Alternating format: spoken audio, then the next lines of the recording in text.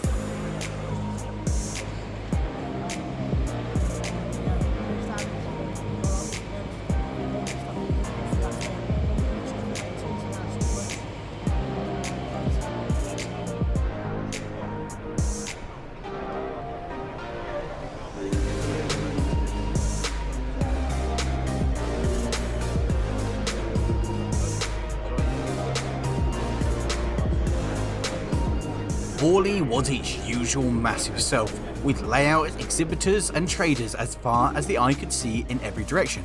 And of course, there was the traditional full-sized locomotive in attendance, this year being Great Western Prairie number 5164, with the owning group raising awareness and funds for its upcoming overhaul.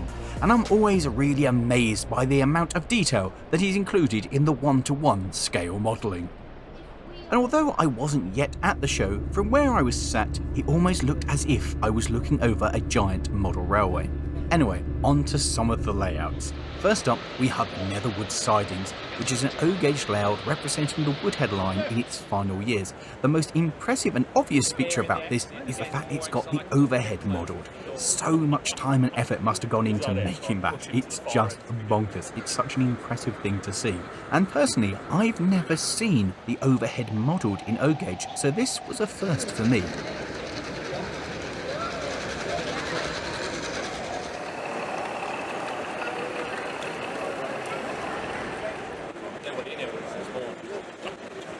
We're nearly there.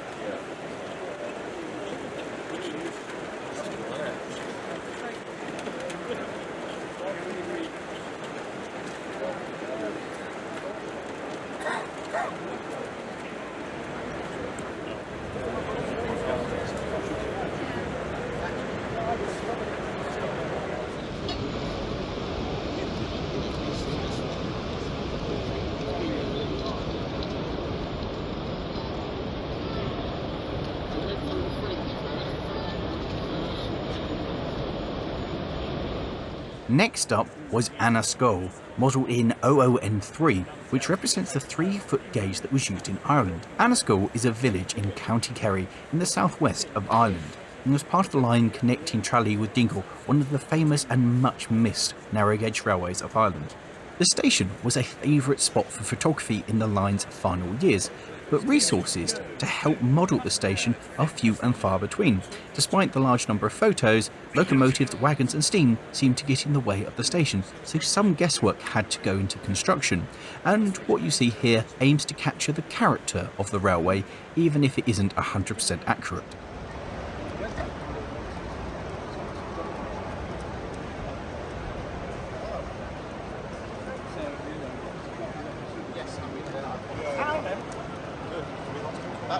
That's Ben's mum, isn't it? So you don't really stop like stay out for a second collar, it's stop at the far end of the platform. That's very neat.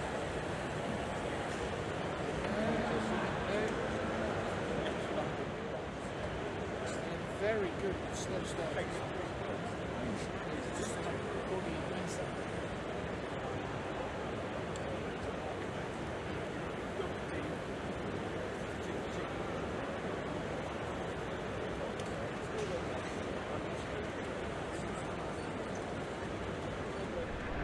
$8 Canyon was a large American outline layout running in a continuous circle, well, octagon, allowing for multiple long trains to stretch their legs.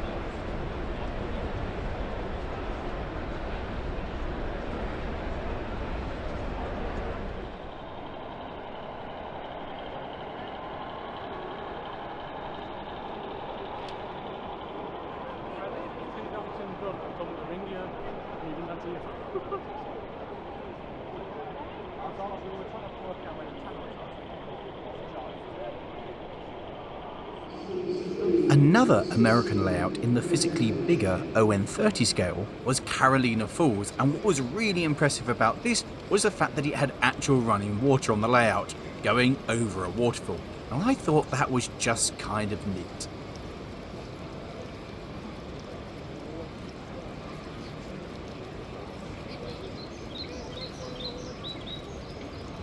Carrying on the continental theme in HOE was this, modelling a salt mine. With 4 separate railways in operation, this was an absolute hive of activity, including an underground railway, which was proper cool.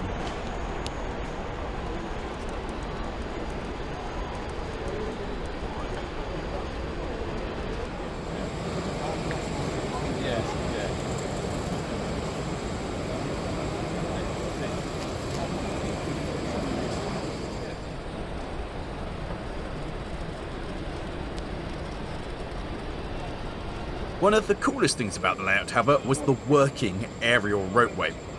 Not that I could see it, of course, because from where I was sitting, I couldn't really see anything at all. But never mind, and moving on to one of the largest 009 layouts I have ever seen. Bron Herbog is a model of Bedgellet Station and the surrounding area. It is absolutely massive. It's modelling the Welsh Highland Railway around the 2009 to 2010 era, when the railway was reopened from Blythe through to Bedgellet. And of course, being a layout of this size, it is more than just a model of Bedgellet Station. It encompasses the first of the famous 1 in 40 S-bends climbing away to the north, and some other lovely features like the notorious Bridge to Nowhere, a relic of the ill-fated Porthmadog, Bedgellet and South Snowdon Railway. It is simply massive. The sheer scale of the layout really has to be seen to be believed, and seeing the NG16s winding their way along the layout really captures the spirit of the real full-size railway.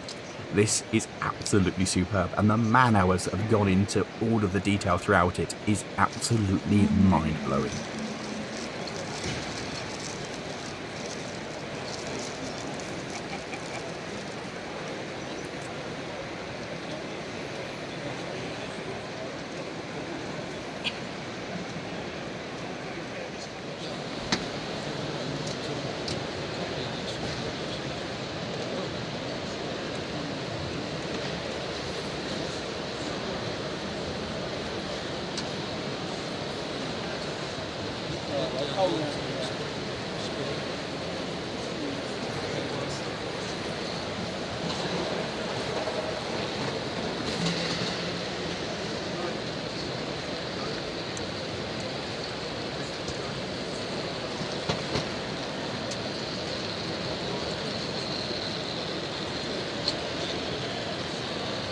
Looks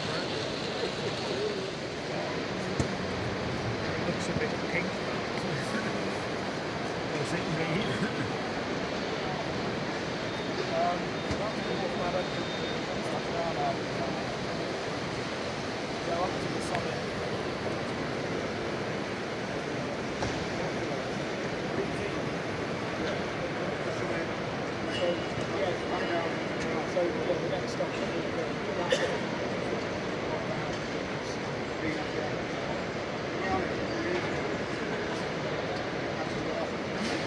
Understand why when they do fairly,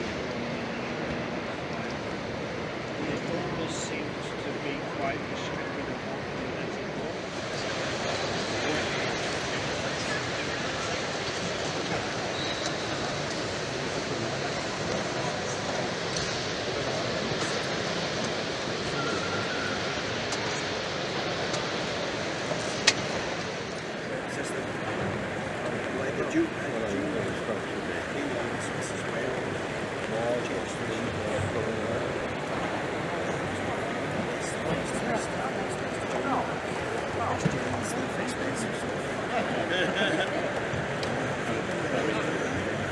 Just gone into DCC new stuff, and I think we're aiming for no attempt to go to DCC report. But it was okay.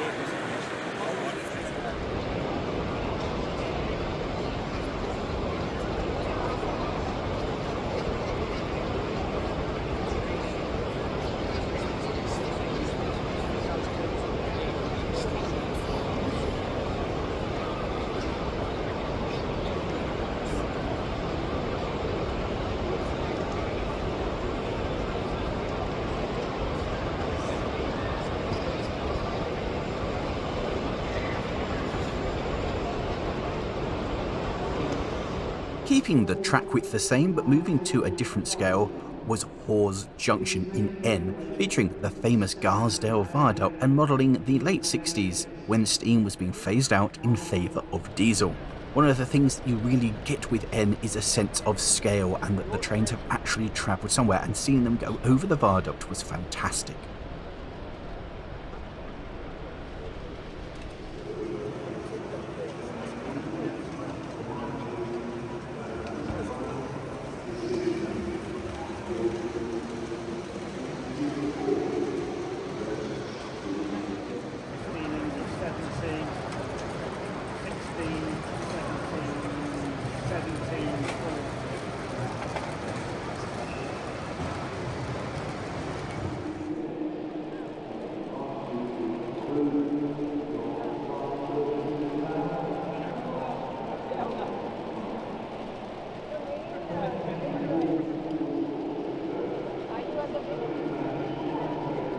Jumping across the pond was Williamson River in HO.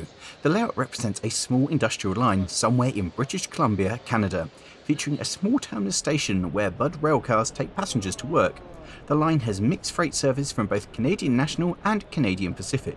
I always enjoy seeing the models from railways that I'm not familiar with. The way that everything works, the rolling stock, the engines is so different to what I'm used to. And this, with the scenery, is how I imagine Canada to look.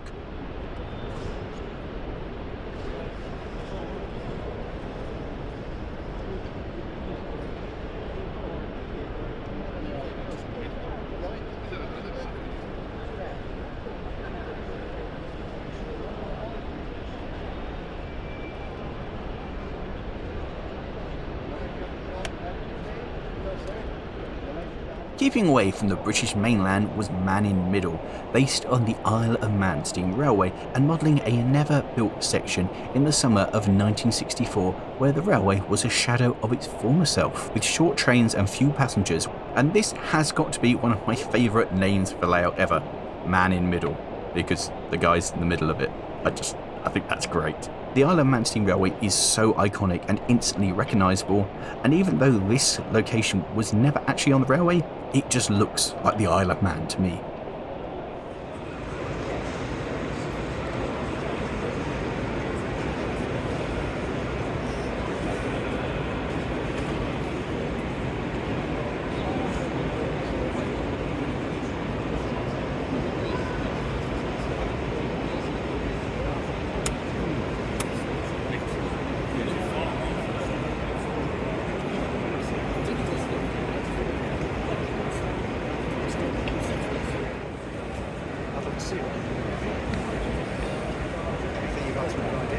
getting that. I want to get that bottle finished. Probably sell it just the wrong size for its space. At least then I've done it. Just, Returning to the mainland was Grange Lane, a BR Blue period shunting layout featuring sand-fitted diesels as they moved wagons about the layout.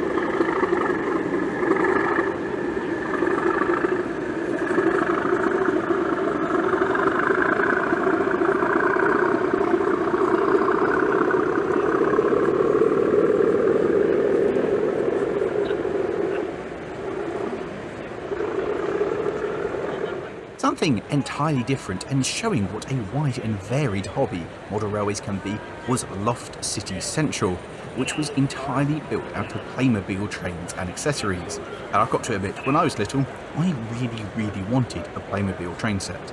And this was just fun. It's not trying to be anything, it's just running toy trains, and it's rather great.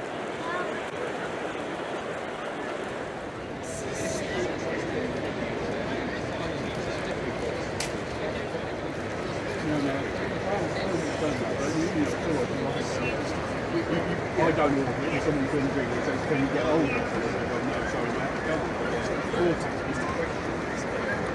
And then there's the young ones, so it's just about to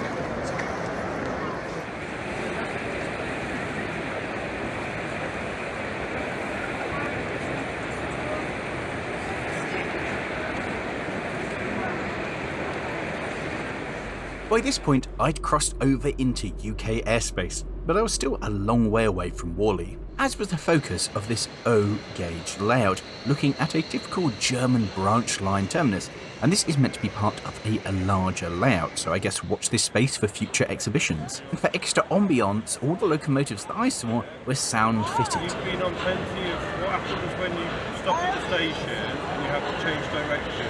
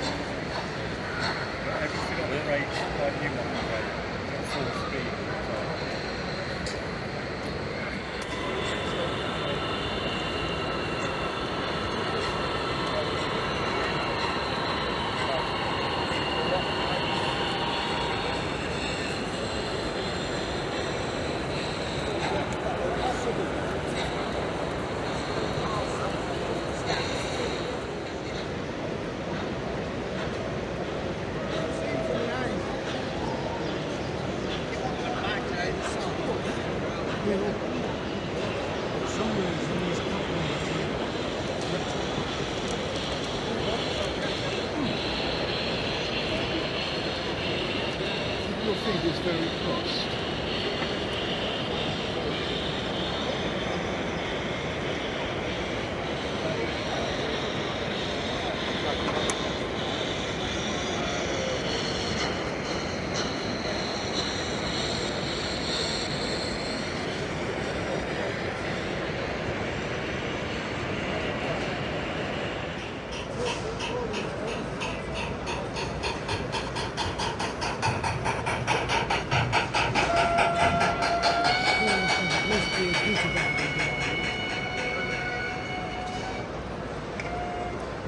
Keeping on O-gauge but going back to good old Blighty was Weatherbury Magna, set in a fictional part of Dorset with a Great Western and an LSWR presence set around the grouping era.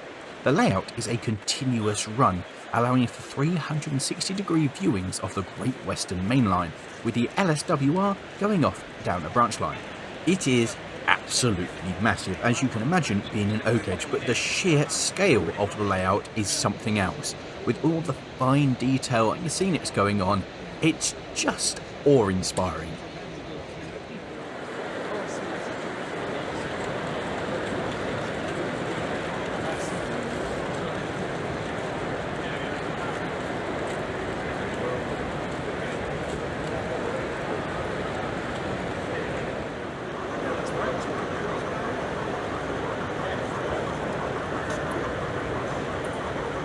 I'm going to say it looks like a terrier, but it's not. It had two.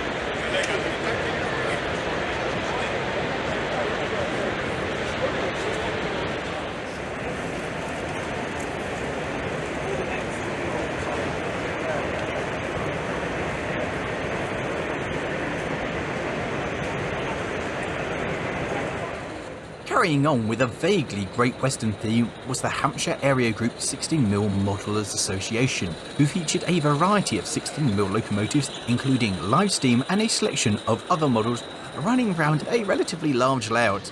And I do love the sound of little steam engines working.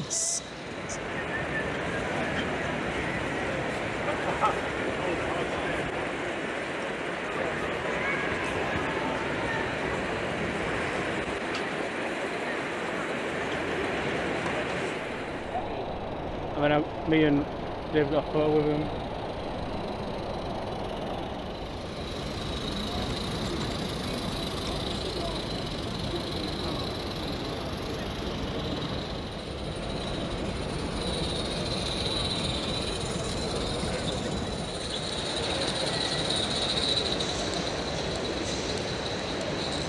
Heading off to Germany again, we have this modern image N-gauge layout, complete with catenary and a rather impressive viaduct through the middle.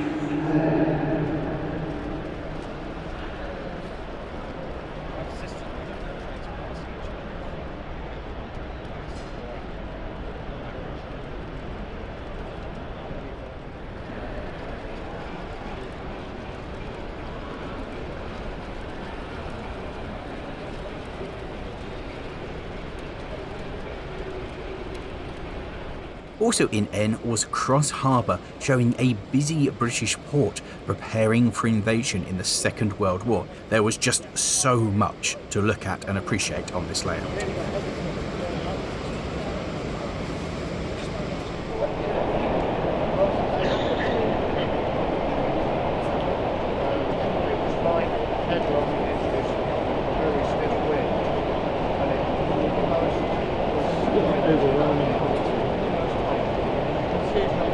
At the other end of the scale in terms of both size and setting was Eddington Junction, a country station from the Somerset levels, normally representing the Somerset and Dorset Joint Railway. The layout took 18 months to build, with all the track being hand-built.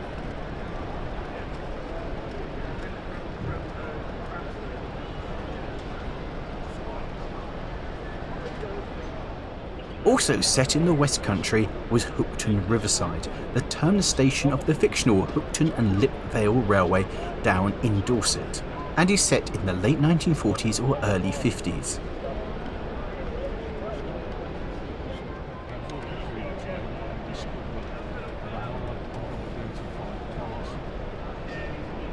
By this point, I was emerging out of the clouds and coming in for landing at Birmingham Airport, which is just a short walk away from the NEC. But I was still quite some time away from actually getting to the show. And as I queued up to go through immigration, people were queuing up to see one of the star layouts, Copenhagen Fields, King's Cross in 2mm fine scale. So it's like N scale, but just a bit more correct. This is absolutely stunning. The amount of work that's gone into capturing King's Cross is nothing short of remarkable, and it deserved the crowd that it repeatedly gathered. It was absolutely breathtaking. Just the sheer scale of it was beyond anything. In order to capture London's expanse, the layout actually appears larger than it really is because the scale reduces to 1 to 250 towards the back of the model, which is very, very clever. The model itself is accurate for length. Apart from Copenhagen Tunnel, it is shortened by 50%. Most of the locomotives on it are scratch-built to 2mm fine scale standards, and some of these models have covered over 100 real miles of running. I mean, the layout is about a scale mile long. It's seriously huge, and so worth a look.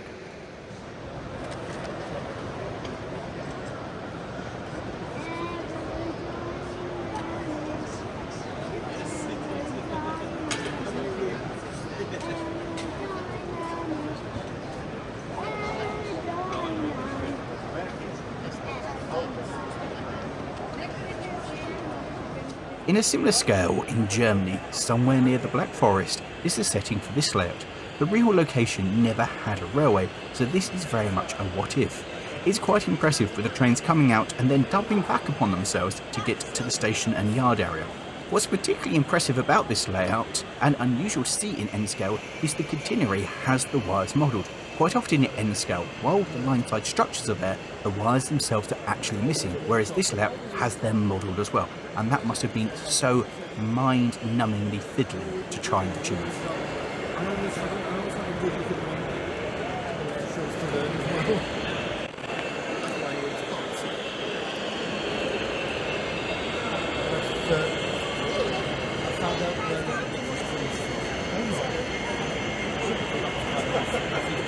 These trees are similar to.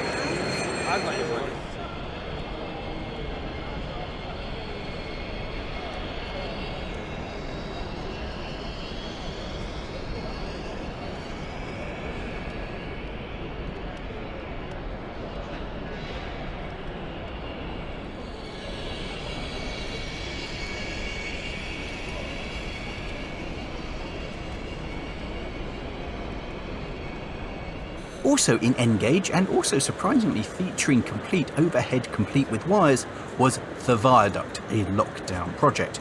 This represents a viaduct on the West Coast Main Line in modern day, and as such featured a variety of rolling stock and the odd steam special. My favourite thing about this was the helix used both sides of the layout to bring stock from the high level going over the viaduct down to the fiddle yard on ground level below. It would have been so easy just to have a raised fiddle yard, but I really like the fact that they went to the hassle of getting the train to climb up the gradient and making it open so you can enjoy watching the thing spiral up and down.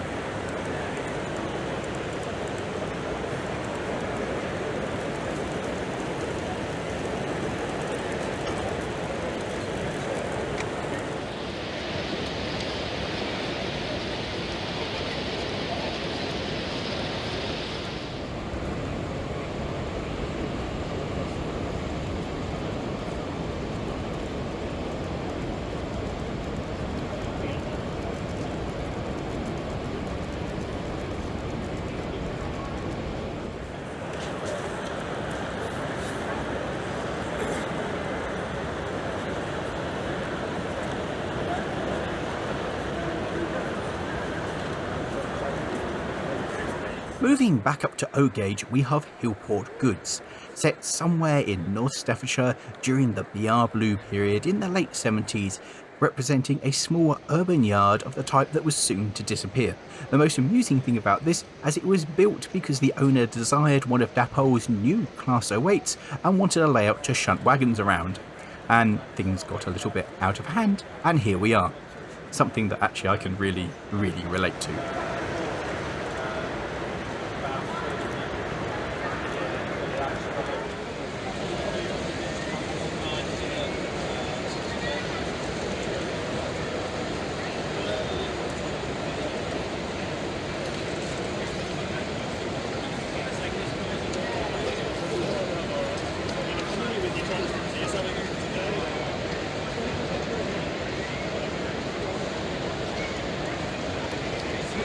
In a similar time period, but in N-Gauge was Barnwood, a fictional location in northwest England on a loop off the west coast main line between Preston and Lancaster. It represented a small port with regular connections to the Isle of Man and Northern Ireland. There was always plenty going on, with around 30 different trains stored in the feeder yards behind.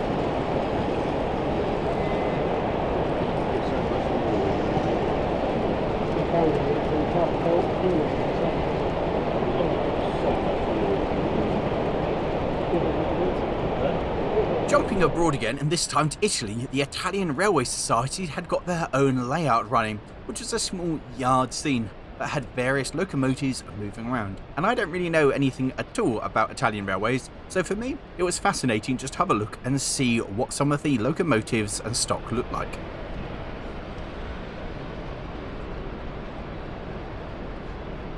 Coming back to the UK and modelled in N-Gauge was Dawlish Warren, based on the well-known location by the coast in the UK. The layout featured an open-top baseboard technique to get the flowing of the landscape to be just right as it was in real life. The layout normally runs as South Devon in the 60s, although frequently newer stock makes its way along the line, like the HSTs or other large logo diesels making their way through the station and along the iconic seafront.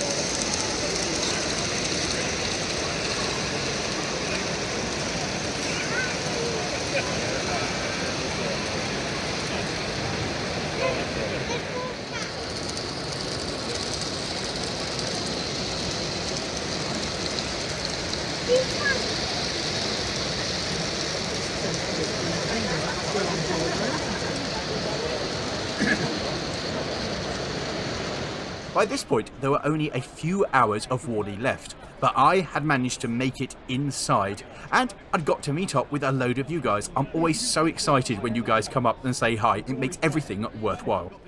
As one would expect with a show like Whalley, all the major manufacturers were in attendance showing off their latest wares, including people like Primo Models, who make these incredible lifelike trees, and railway societies like my friends over at the Talaclin. Dapol had their new austerity tanks out, which I really want, and the 3MTs that I really want, and Hornby was there as well showing off their latest things, like the Turbo Motive, and some of their new sound and smoke fitted locomotives.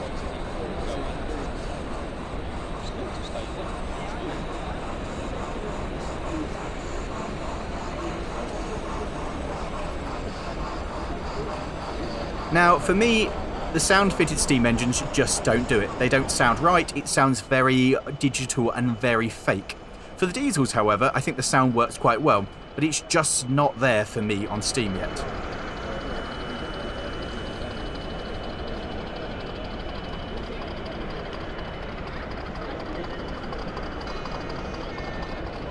More important, however, was what Helgen had unveiled. Yes, an actual model of my 48.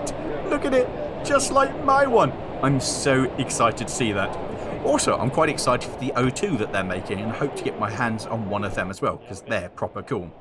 Another company that I had not heard of is Traintech, who make these amazing little boards, which apparently are completely programmable and you can do with whatever you want. I think they're incredible. Now it's gone through. Oh, that's cool. Oh, I love what we can do with modern railways these days. Genuinely impressed. Out of all of the manufacturers, however, Rapido was doing the best. Not only did they have a range of their models out on display, including the Stirling singles and their pannier tanks, they had pre-production models of things like the Porter Parr twins, which I really want, a running Jones Good, and of course the Y7, which I really want because I've driven it. But most importantly was in the loos. They had these posters up, and I think this was an absolute stroke of genius, and I cannot applaud them enough for putting this up in the bloke's bathroom. That's just, well done, Rapido. Having pulled myself away from the manufacturers and the new shiny things, one of the things I wanted to see most was at Binns Road. This is a layout, not a model railway, comprising mainly of Hornby trains made by Meccano, which are on the 3-rail O gauge. They're mostly tin plate and they're absolutely wonderful. Seeing it set out like this was the kind of setup that kids of the age would have dreamed of. And I have a real soft spot for these older models because they are vintage vehicles in their own right, and seeing them doing what they're meant to do was absolutely fantastic, and there was so much going on. I could have sat and watched this for hours.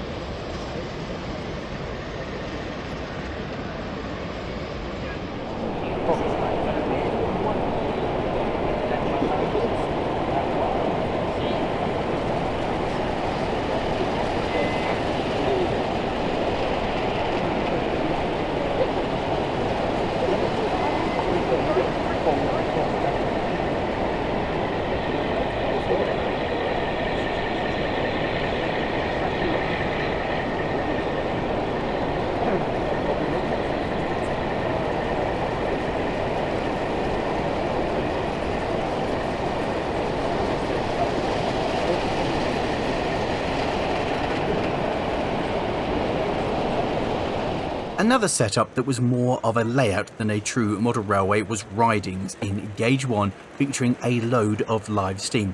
And there's something truly intoxicating about seeing a little steam engine hammering around at a scale speed with a scale train behind it. It's just superb. Many hours from me and all of my cameramen were lost watching these tiny engines go around and just admiring them in absolute awe. In truth, I think I sent my guys out to try and cover as much of Wally as possible, and every single one of them stopped and filmed on this, which gives you an idea of the draw.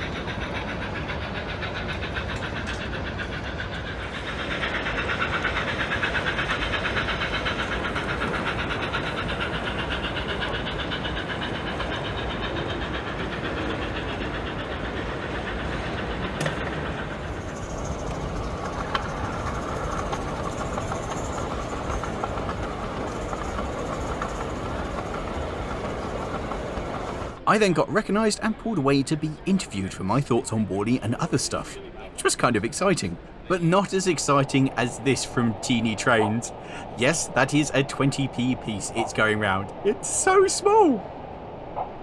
Returning to the world of 00 was Camel Quay, a fictional but typical North Cornwall ex-LSWR station built on the River Camwell. The layout is modelled somewhere in the late 50s through to the early 1970s, depending on what the operator wants, and is mostly of southern stock, but occasionally the Great Western infiltrates its way onto the layout.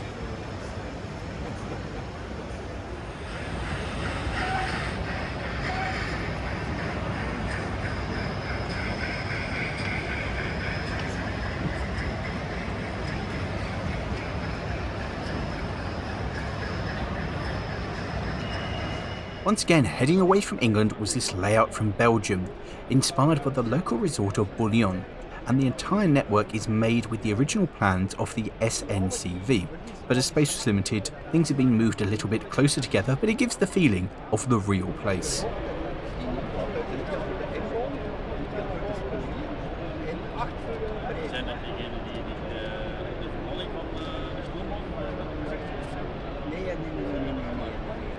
Representing what I would say is a typical American railroad was Solette Summit, a absolutely massive, modular, N-gauge layout that could be assembled in a huge variety of different ways to suit the space that they had been given to exhibit. In one of its configurations, the layout can be set up to be just under 5 scale miles of scenic sections, which is absolutely mental. There was so much going on with this, and so many very long trains running, really capturing the spirit of the full-size counterpart. And one of the coolest features is the loop, where the train spirals down over itself to change elevation, and watching 2 trains pass was just mesmerising.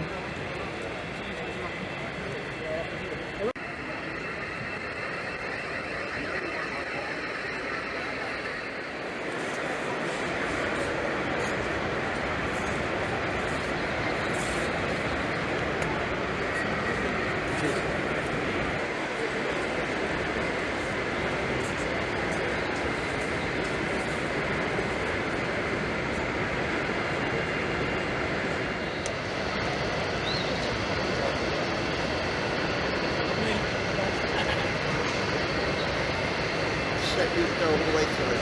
Damn good fellow. I am, aren't I? Yeah. People just don't appreciate me, that's the trouble. Oh, I don't know.